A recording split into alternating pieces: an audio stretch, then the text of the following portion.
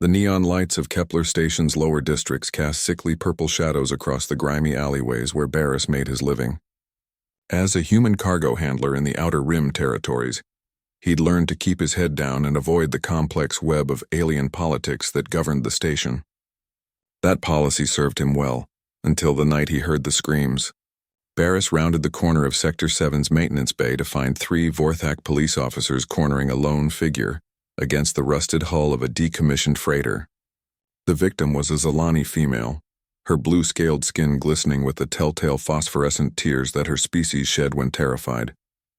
Her elegant features were twisted in anguish as the largest Vorthak officer raised his plasma baton. "Please," she whispered in heavily accented standard. "I have done nothing wrong."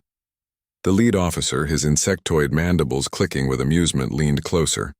"Your husband's crimes make you guilty by association, Melissa. The Syndicate Council has issued a warrant for your immediate detention." Barris knew he should walk away. Humans were barely tolerated in this part of space, treated as useful but expendable labor. Getting involved in alien politics was a death sentence. But something about the raw terror in the woman's voice, Melissa's voice, made his feet move before his brain could stop them. "Hey!" Barris called out, stepping into the pool of sickly light. "What's the problem here, officers?" The 3 Vorthak turned in unison, their compound eyes glittering with predatory interest. The lead officer's mandibles spread wide in what passed for a threatening display among his species. "Human, you will remove yourself from this area immediately. This is official Syndicate business." Barris raised his hands in a peaceful gesture, but planted his feet firmly on the station's metal decking. "I'm sure it is. But see, this lady looks pretty distressed. Mind if I ask what she's done?" "Her husband leads the Crimson Nebula gang," another officer hissed. "She is being detained for questioning about their recent activities." "And does she look like a gang member to you?" Barris asked, gesturing toward Melissa. The Zalani woman was clearly wealthy. Her clothes were fine silk, her jewelry genuine precious metals rather than the synthetic alternatives most station dwellers wore. But more than that, she carried herself with the dignity of someone unused to violence or criminal activity. The lead officer's patience was wearing thin. "Human, you have 10 seconds to leave before we arrest you as well." Barris pulled out his personal communicator and held it up where the officers could see it. "That's funny because according to Station Code 7 Alpha, you can't detain anyone without specific evidence of wrongdoing. And I'm recording this whole conversation for the Station Authority Review Board." It was a complete bluff. Barris had no idea what Station Code 7 Alpha actually said, and his communicator was just displaying the time. But the Vorthak officers hesitated. Bureaucracy was sacred to their species, and the threat of a formal review made them pause. Furthermore, Barris continued, warming to his improvised legal argument, the Galactic Convention on Individual Rights states that guilt cannot be inherited through marriage bonds. So unless you have evidence that this specific individual committed a crime, you're in violation of interstellar law. The officers exchanged uncertain glances. Their society valued procedure above all else, and Barris was speaking with the confident authority of someone who knew exactly what he was talking about. After several tense moments, the lead officer lowered his plasma baton. "This matter will be reported to our superiors," he growled.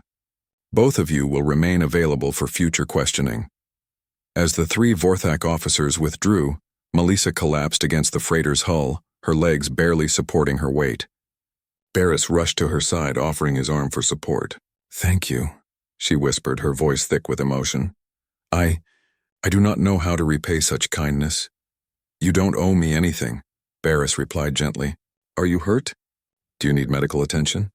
Melissa shook her head, composing herself with visible effort. "I am unharmed thanks to your intervention. But I fear this will not be the end of their pursuit." "Maybe not, but you bought yourself some time at least." She studied his face with intelligent golden eyes. "You do not know who my husband is, do you? Some gang leader, apparently. But that's not your fault." A strange smile played across Melissa's features. "Tavrish Grimlock. Perhaps you have heard the name?" Barris felt the blood drain from his face. Every sentient being in this sector knew that name. Tavrish Grimlock, the most feared crime lord in the Outer Rim. His organization controlled trade routes, smuggling operations, and half the black markets between here and the galactic core. "Oh," Barris managed weakly. "Indeed. and Tavarish does not forget those who show kindness to his family.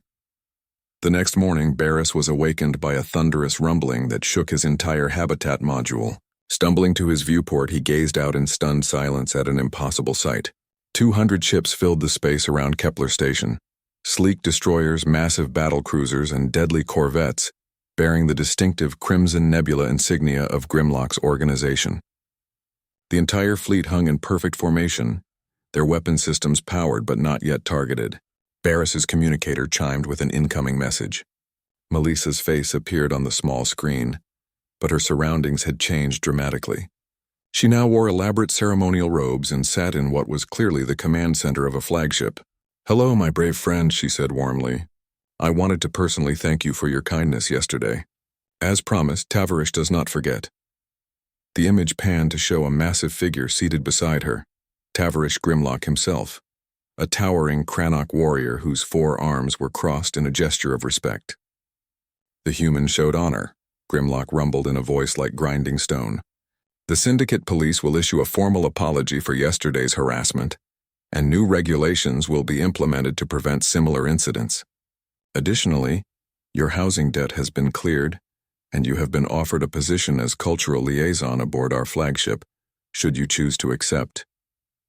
Barris stared at the screen in disbelief. Around the station, he could see Syndicate police vessels maintaining a respectful distance from the massive fleet, their officers undoubtedly scrambling to avoid an interstellar incident. "Sometimes," Melissa continued, "a single act of courage can change everything. You saw someone in need and chose to help, despite the risk to yourself. That is the mark of true character." As the fleet began its departure maneuvers, Barris realized that his quiet life as a cargo handler was over. Whether he accepted Grimlock's offer or not, word of his actions would spread throughout the station.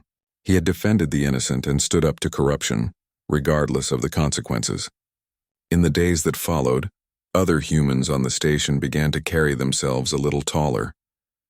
The story of how one of their own had faced down corrupt officers and earned the respect of the most powerful crime lord in the sector became legend in the lower districts.